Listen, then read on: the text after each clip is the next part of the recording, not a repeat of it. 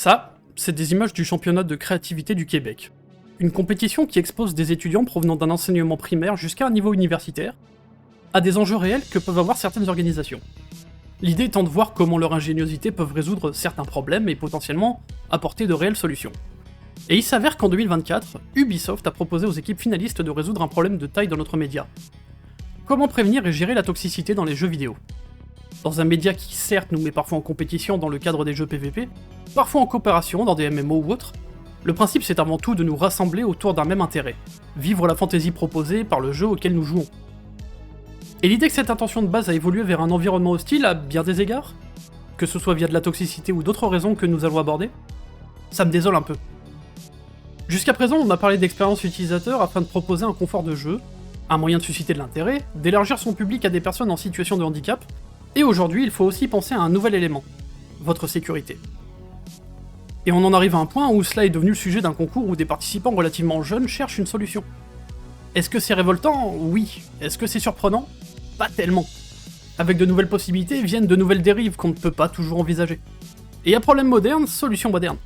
Donc aujourd'hui, on va faire un constat un peu déprimant de l'environnement hostile qui compose nos jeux en ligne, mais pas que, et voir comment on répond à ce problème pour faire en sorte que votre session de détente ne devienne pas une source de frustration dans une journée qui commençait pourtant si bien.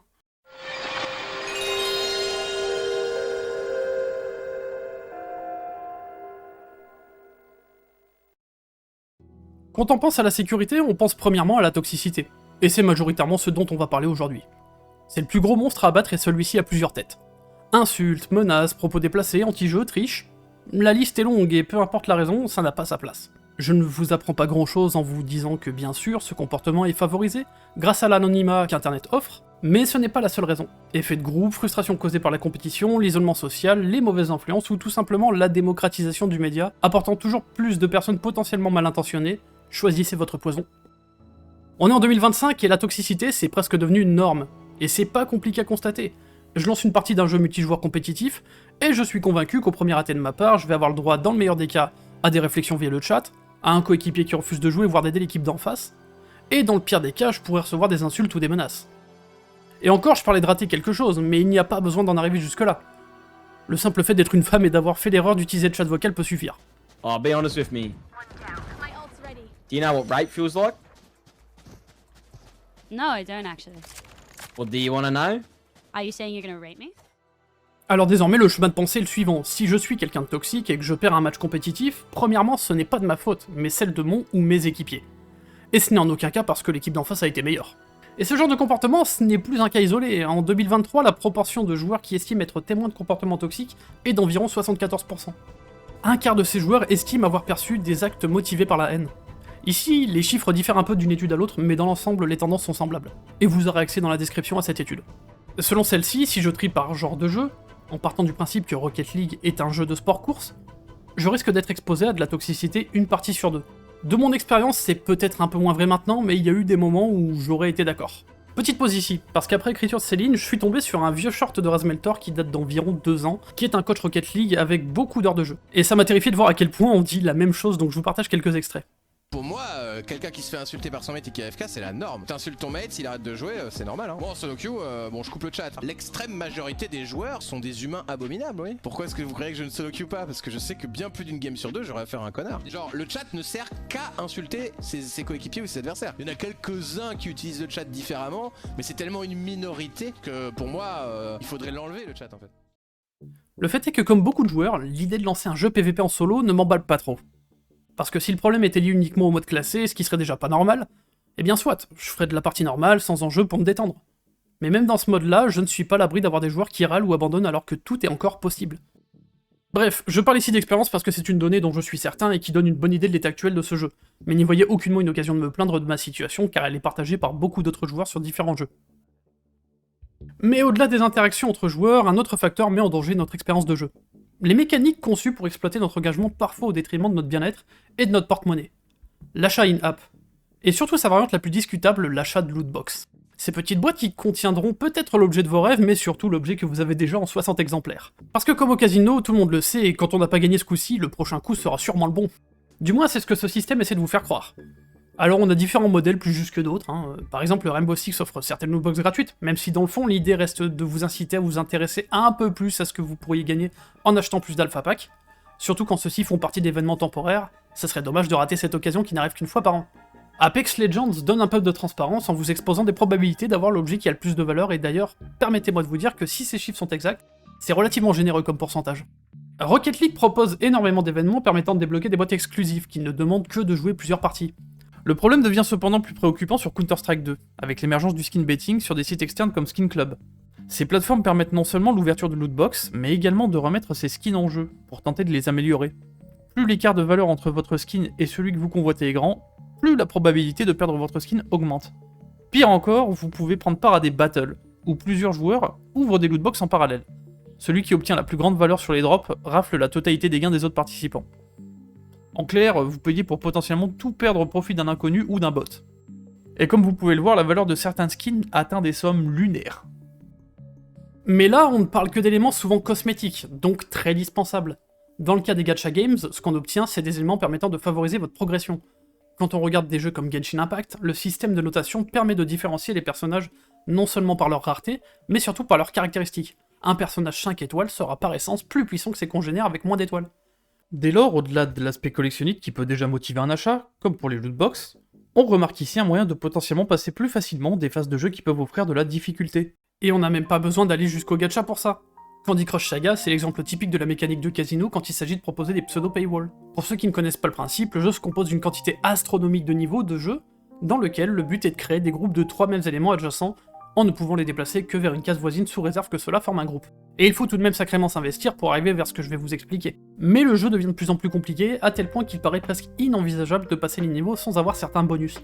Ou alors il faudra compter de nombreux essais.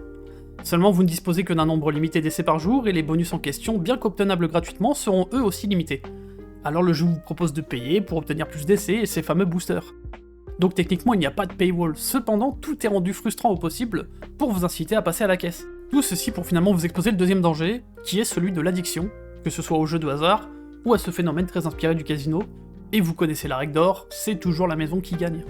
Mais malgré cet adage, cela n'empêche pas de développer une addiction au jeu, qui force désormais des organismes promouvant ce genre de pratique à vous prévenir des dangers que peuvent provoquer les jeux d'argent. Et quand bien même vous êtes à même d'identifier cette pratique pour ne pas tomber dedans, certaines personnes, et principalement les enfants et les adolescents, peuvent y prendre goût. Et il est même possible que certaines entreprises récoltent des données afin de cerner les moments où vous êtes le plus à même de faire des microtransactions. Ce qui m'amène à mon dernier point. Vos données et votre vie privée. C'est pas un scoop, en naviguant sur internet ou en possédant un smartphone, on renonce à une grande partie de notre vie privée, car de nombreuses données sont collectées pour mieux vous cerner. Que ce soit via des pubs ou en proposant du contenu qui serait susceptible de vous intéresser. Si YouTube vous a proposé ma vidéo, c'est potentiellement parce que vous consommez du contenu du même genre. Mais j'aimerais quand même partager avec vous quelques points sur lesquels on pourrait s'inquiéter davantage. Pourquoi Activision Blizzard a un brevet parlant d'influencer le matchmaking en fonction des microtransactions effectuées par un joueur? Pourquoi Niantic a besoin de stocker nos données précises sur nos déplacements quand on joue à Pokémon Go? Est-ce que NBA 2K a vraiment besoin de diffuser des pubs ciblées, impossibles à passer alors qu'on joue en mode solo? Ou encore, pourquoi l'anti-cheat de Genshin Impact restait actif après la fermeture du jeu, ce qui a été patché par la suite? Bref, tout ceci fait peur et on se rend compte que le business du jeu vidéo, c'est devenu le nouveau moyen de faire de l'argent. Beaucoup d'argent. À tel point que les investisseurs et les éditeurs y voient la poule aux œufs d'or, parce que ces systèmes fonctionnent indépendamment du jeu de base. Que ce soit un FPS, un RPG ou autre, peu importe. Il y a toujours un moyen de se greffer pour proposer des lootbox, des skins ou autres.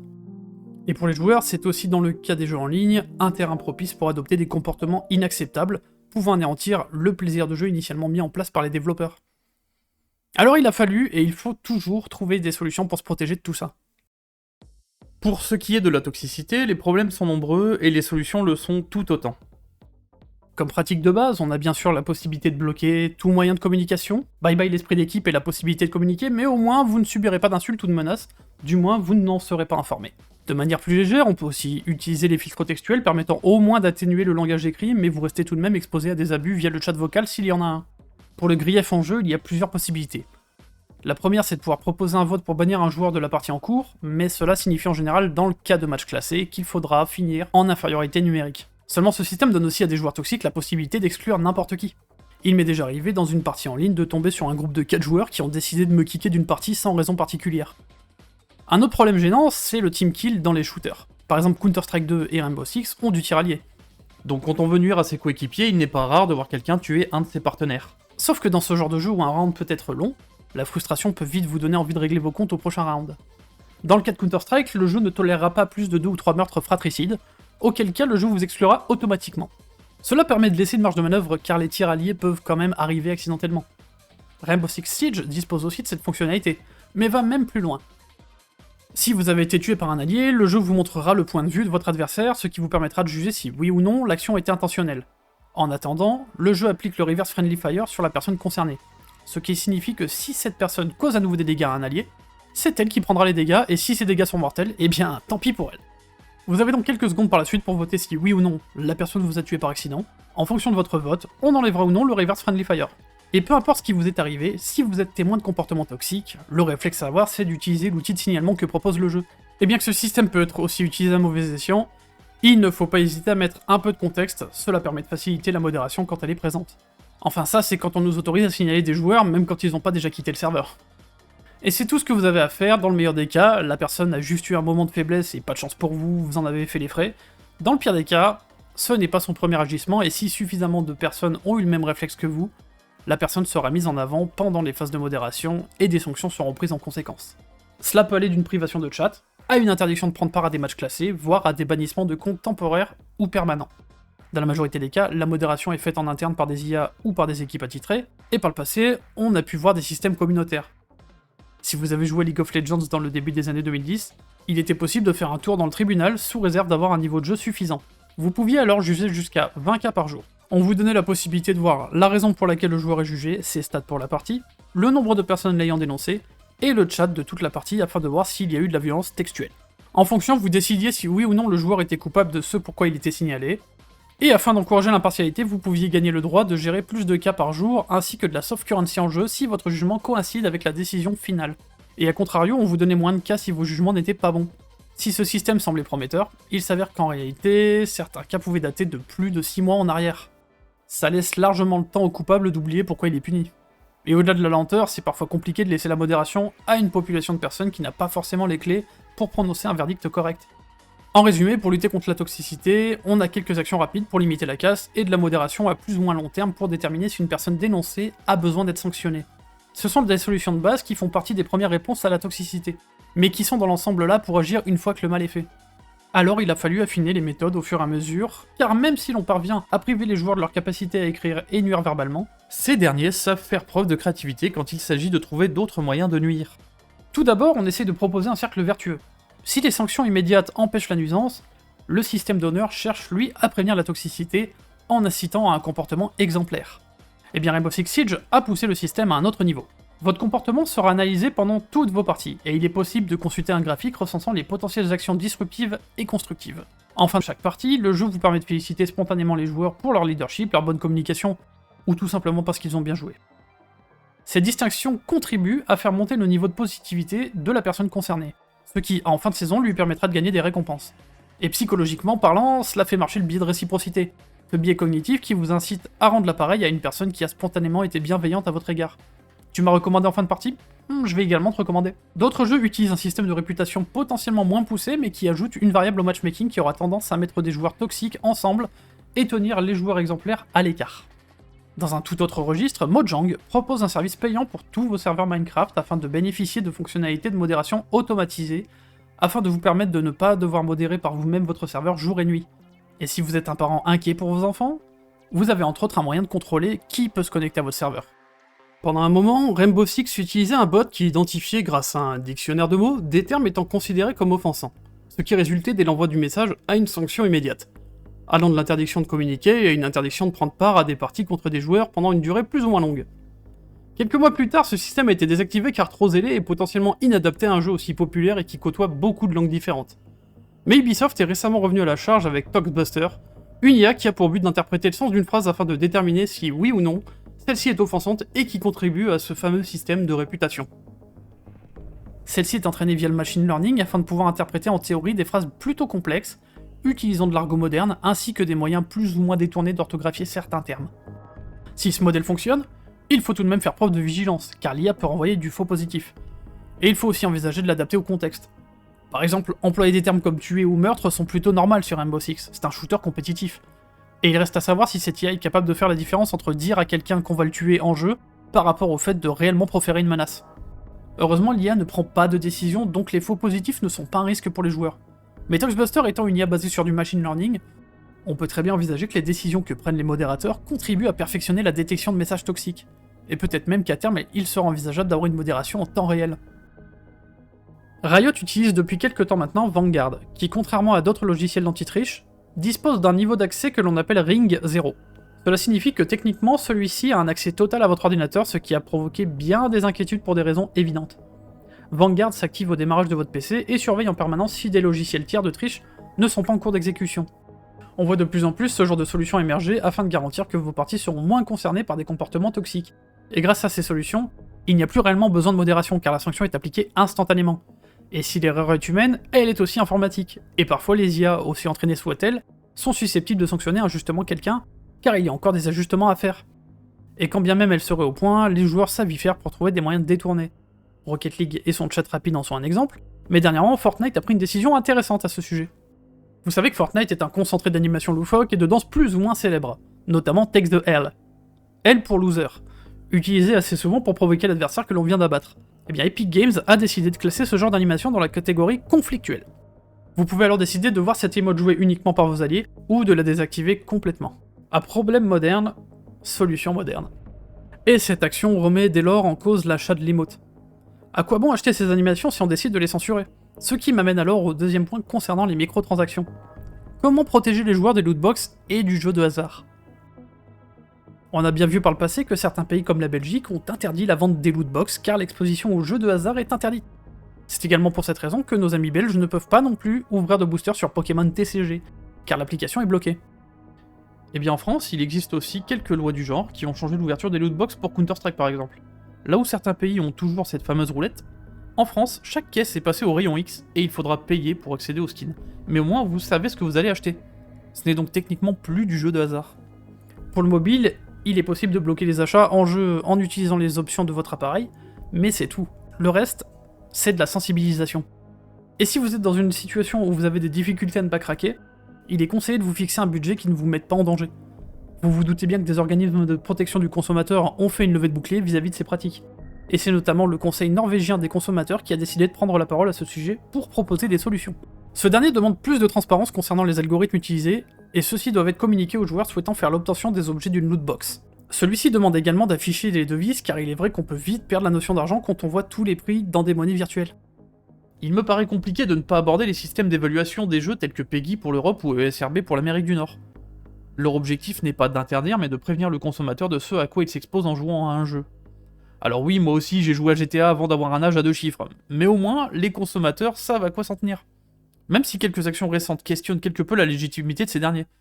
Si vous avez joué à Balatro, il semblerait que vous ayez été exposé à des mécaniques de jeu d'argent. Du moins c'est ce que PEGI a estimé, ce qui a fait grimper Balatro au rang des jeux 18+. Donc au même niveau que des jeux avec du contenu extrêmement violent ou à caractère sexuel très explicite. Mais on va en reparler un peu après. Mais ici on remarque que la protection des joueurs est plutôt garantie par des organismes tiers. Heureusement, très récemment, Steam s'est mis à bannir tous les jeux dont le modèle économique repose sur de la publicité intégrée afin d'éviter de tomber dans le même genre de format que ce que NBA 2K proposait.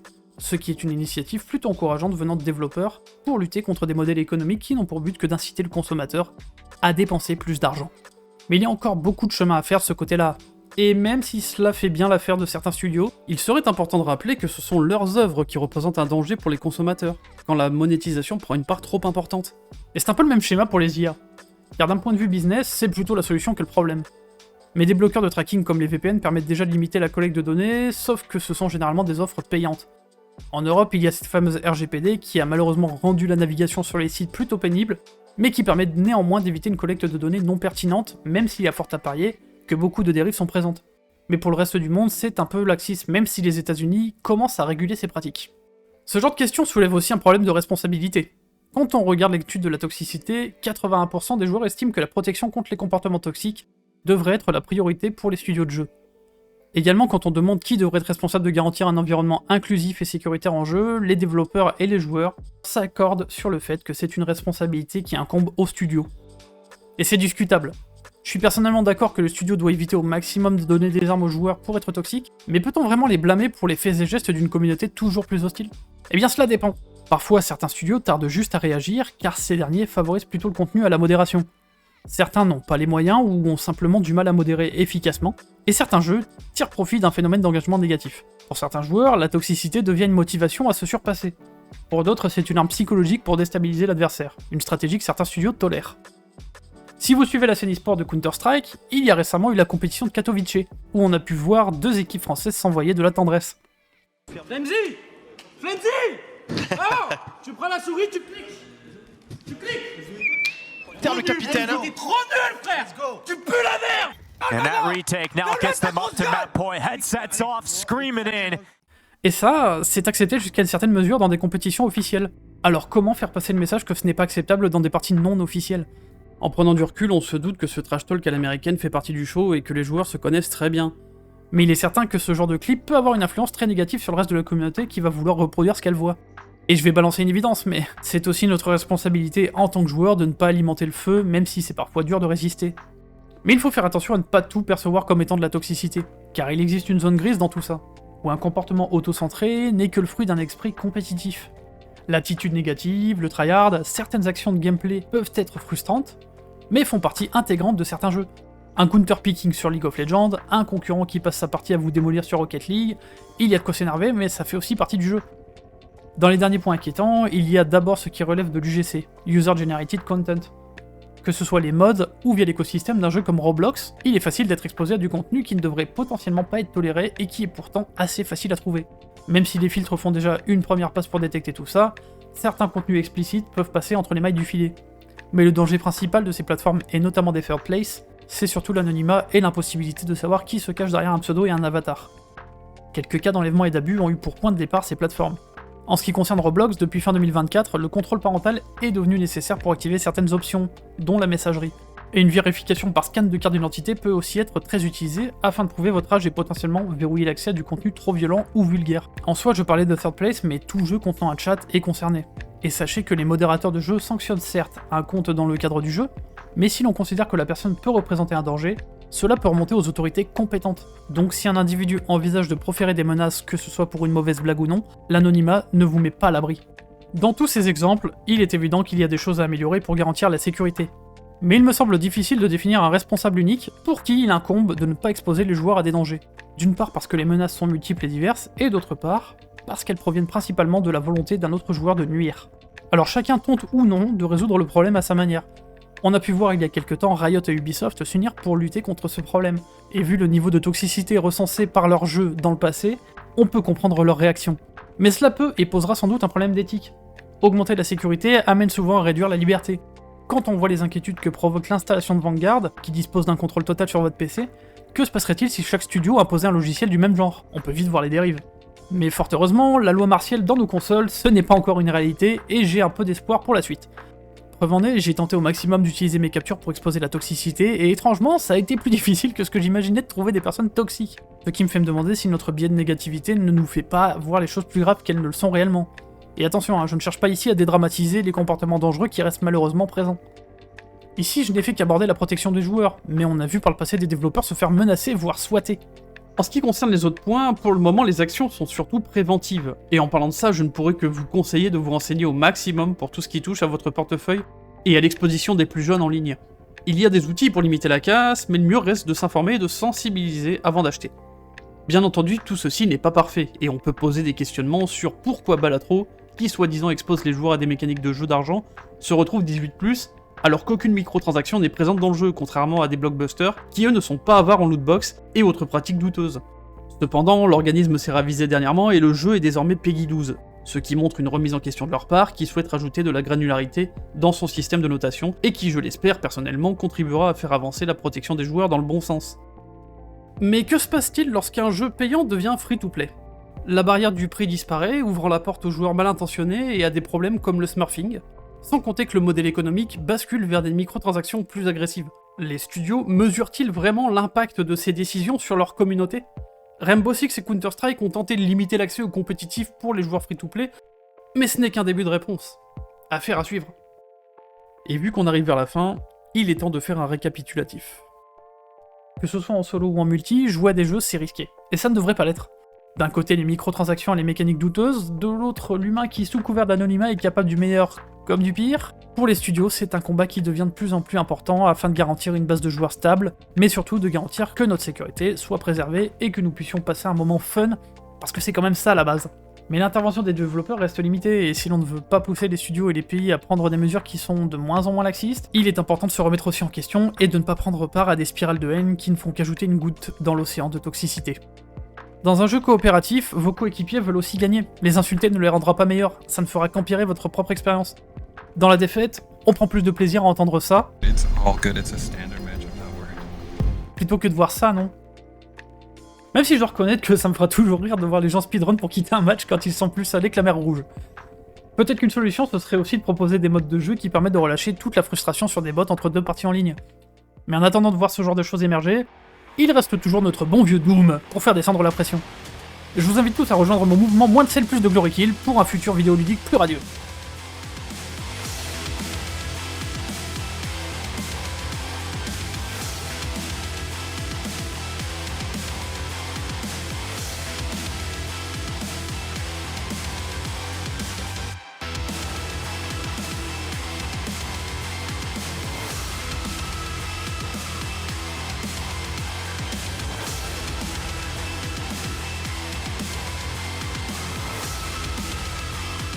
Ok. Est-ce que ça te dérange si j'utilise son nom, enfin, en tout cas si je le cache pas dans la vidéo?